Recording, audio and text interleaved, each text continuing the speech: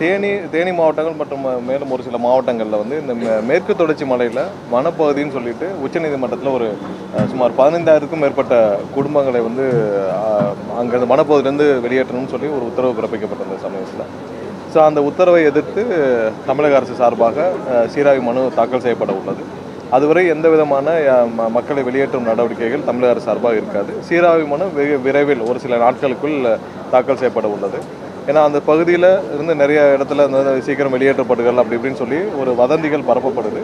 கண்டிப்பாக தமிழக அரசு சார்பாக மக்கள் மீது அக்கறை கொண்டு உச்சநீதிமன்றத்தில் சீராய்வு மனு தாக்கல் செய்யப்பட உள்ளது. அதுவரை எந்த விதமான வெளியேற்றம் இருக்காது. கண்டிப்பாக 100 ஆண்டுகளுக்கு மேலே விவசாயிகளாக வாழும் மக்களுக்கு கண்டிப்பாக அவங்களுக்கு தேவையான உரிமையை அங்கே நிலைநாட்டுறதுக்காக உச்சநீதிமன்றத்தில் கண்டிப்பாக தமிழக அரசு சீராய்வு மனு தாக்கல் செய்யும். இந்த நிதிநிலை அறிக்கை வந்து இப்போ தாக்கல் பண்ணியிருக்காங்க 2 தரம். ஆனால் வந்து அரசு கட்சி எதிர்கட்சியை பொறுத்த வரைக்கும் இது வந்து 0 தான் மதிப்பெண் தர முடியும், எதுவுமே இல்லை, பழைய திட்டங்களை புதுசாக ஸ்டிக்கர் ஒட்டியிருக்காங்க. இல்லை, 2 திமுகவில் வந்து பேசினவர்களும் அதிமுக வந்து பேசணும்னு சொன்னாங்க. பழைய திட்டங்கள்னு எல்லா திட்டங்களுமே தமிழக அரசில் செயல்படுத்த வர திட்டங்களும் எல்லாமே வந்து 70 வருஷம் 80 வருஷம் ஒவ்வொரு திட்டங்களாக செயல்படுத்திட்டு வர திட்டங்கள் தான். ஒவ்வொரு காலகட்டங்களும் அந்த திட்டங்களை இப்போ காலை உணவு திட்டமாக யார் கொண்டு வந்தது?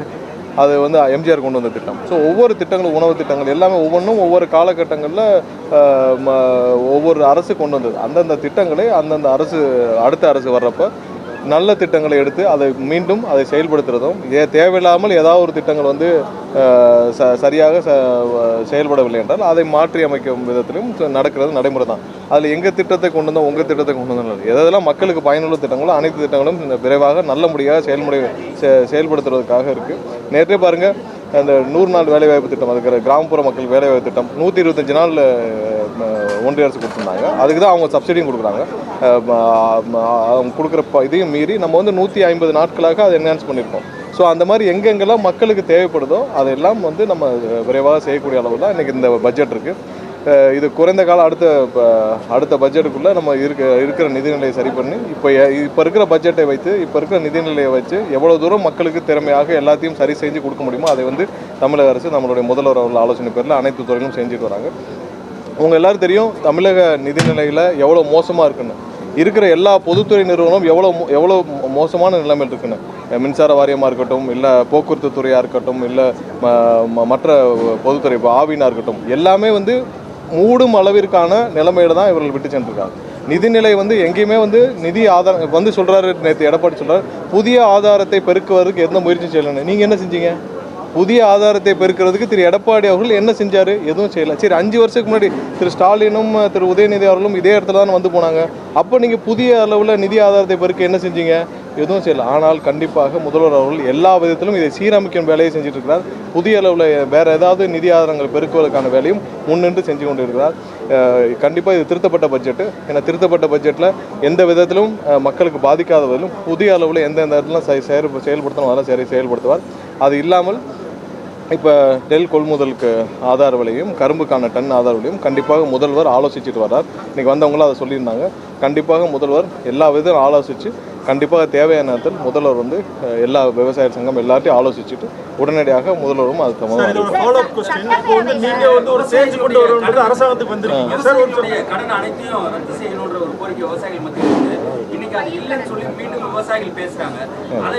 விவசாய கடன் விஷயம் தெளிவாக கூறப்பட்டுச்சு. ஏன்னா முதல் கட்டமாக விவசாயிகளுக்கு தள்ளுபடி செய்யப்பட்டது. அதுக்கப்புறம் நிறைய விவசாய சங்கங்கள் தான் அந்த கோரிக்கையை ஏற்று மேலும் வந்து விவசாயிகளுக்கு 75,000 வரை முழுவதுமாக தள்ளுபடியும் அதுக்கு மேலும் வந்து எவ்வளோ தள்ளுபடின்னு சொல்லி கொடுத்துருக்காங்க. மொத்தம் 14 லட்சத்துக்கு மேற்பட்ட விவசாயிகள் பயனடைஞ்சிருக்காங்க. மொத்தம் 5,600 கோடி அளவுக்கு வந்து பணமும் நிதியும் விடுவிக்கப்பட்டுச்சு. இருக்கிற நிதிநிலையில் இருக்கிற ஆதாரங்களை வைத்து எவ்வளோ தூரம் மக்களுக்கு பயனளிக்க முடியுமோ அதையெல்லாம் முதல்ல செய்திருக்கிறார். கண்டிப்பாக இன்னும் வர்ற காலங்களில் மக்களுக்கான அனைத்து செயல்பாடும் சிறப்பாக இருக்கும். ஏன்னா இப்போ அந்த தங்க மோதிரமாக இருக்கட்டும், தாலிக்கு தங்கமாக இருக்கட்டும், ஏன்னா இதெல்லாம் வந்து ஒரு நல்ல திட்டம், பல ஏழை பெண்களுக்கு பயனளிக்கும் திட்டம். அதெல்லாம் முன்னாடி இல்லாமல் இருந்துச்சு. அதெல்லாம் திரும்ப செயல்படுத்தி கூட ஒரு பட்டுப்புடவையும் கொடுத்து ஏன்னா இன்றைக்கி ஒரு தங்கம் வாங்கி ஒருத்தர் திருமணம் செய்யணும்னா நடக்காத காலம். இன்றைக்கி தங்கம் வைக்கிற வேலை. ஸோ இதில் அரசு கண்டிப்பாக பெண்களுக்கு அவங்களுக்கு தேவையான விஷயத்தில் எந்த இடத்துல உதவி செய்ய முடியுமோ கண்டிப்பாக அரசு எல்லா இடத்துலையும் கவனம் செஞ்சு முதல்வர் ஒவ்வொரு இடத்துலையும் செயல்படுத்திட்டு வரார். கண்டிப்பாக அப்படி தான் இருக்கும்.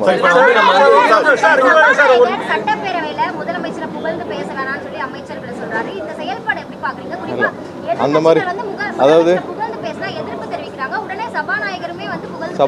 சபாநாயகர் என்ன சொல்லியிருந்தார், இதில் ஏதாவது தேவையில்லாமல் இருந்தால் நீக்குவேன்னு சொல்லி எந்த விதத்திலும் சபாநாயகர் எதிர்ப்புலாம் தெரிவிக்கவில்லை.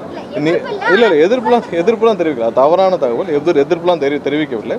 அவர் வந்து ஏதாவது அவர்களுக்கு ஆட்சேபிக்கும் கருத்துக்கள் இருந்தால் அதை நீக்கிறோன்னு சொல்லியிருக்கிறாரு. அதில் எந்த ஆட்சேபிக்க வேண்டிய கருத்தும் இல்லையா.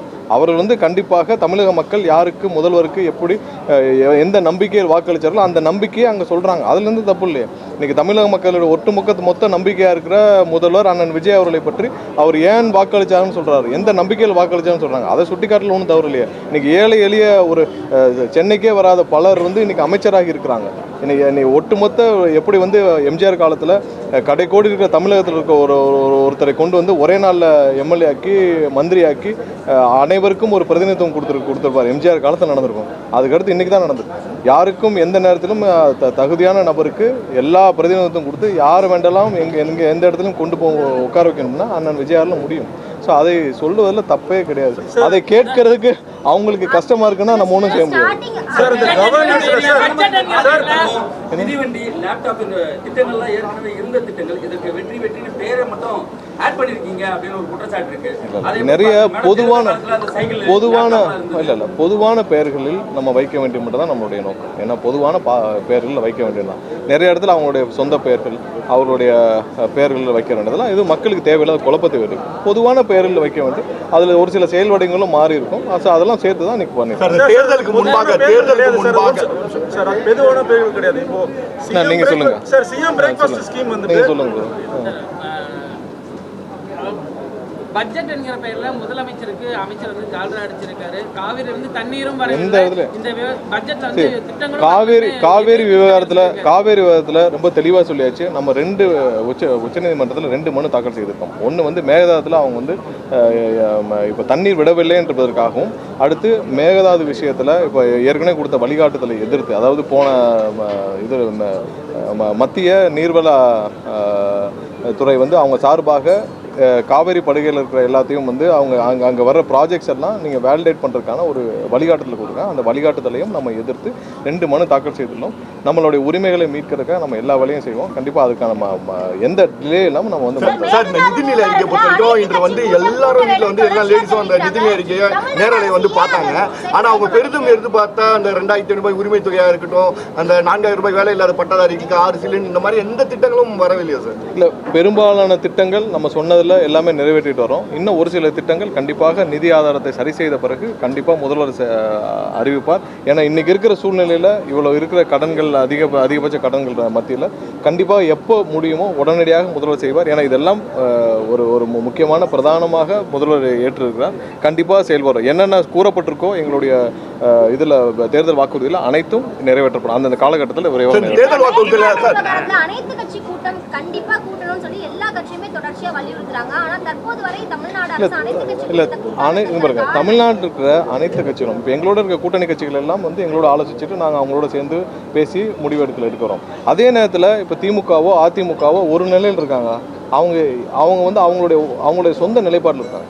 ஸோ திமுக வந்து எந்த காலத்திலும் தமிழகத்துக்கு தண்ணி வந்துடக்கூடாது, எப்படியாவது வந்து முதல்வருக்கு அண்ணன் விஜய் அவருக்கு பேர் கடிச்சு விடக்கூடாதுன்னு திமுக செயல்பட்டு இருக்கு. அவங்களோட அலைண்டாக இன்னைக்கு வந்து அதிமுக வந்து அவங்க என்ன சொல்ல நினைக்கிறாங்களோ அதை சொல்ல முடியாத விஷயத்தில் அதிமுக மூலம் சொல்லிட்டு இருக்காங்க. இதற்கெல்லாம் நம்ம வந்து கூப்பிட்டு அவங்கள வச்சுலாம் பேசினால் எந்த முடிவும் எட்டப்படாது. ஸோ அதனால் யாரெல்லாம் வந்து ஆக்கப்பூர்வமாக தமிழக மக்களோடு இருக்காங்களோ, எங்களோட கூட்டணி கட்சிகளோடு இருக்காங்களோ அவங்களோட நாங்கள் பேசி ஆலோசித்து தான் முடிவுகள் எடுக்கப்பட்டு வருது. அதன் முடிவுகள் அடிப்படையில் தான் இப்போ வந்து ஏற்கனவே சட்டசபையில் எல்லா கட்சியிலும் வச்சு தானே ஒரு மனதாக தீர்மானம் நிறைவேற்றப்பட்டிருக்கு. ஸோ அவங்களை திருப்திப்படுத்துறதுக்காக திமுகவையும் அதிமுகவும் திருப்திப்படுத்துறதுக்காக நம்ம கூப்பிட்டுலாம் வந்து பேசிட்டு இருக்க முடியாது. அவர்களுக்கு அந்த எண்ணமும் கிடையாது. அவங்க தமிழக மக்களுடைய நலனில் அக்கறை இல்லாதவர்களை கூப்பிட்டு பேசி என்ன பிரயோஜனம்?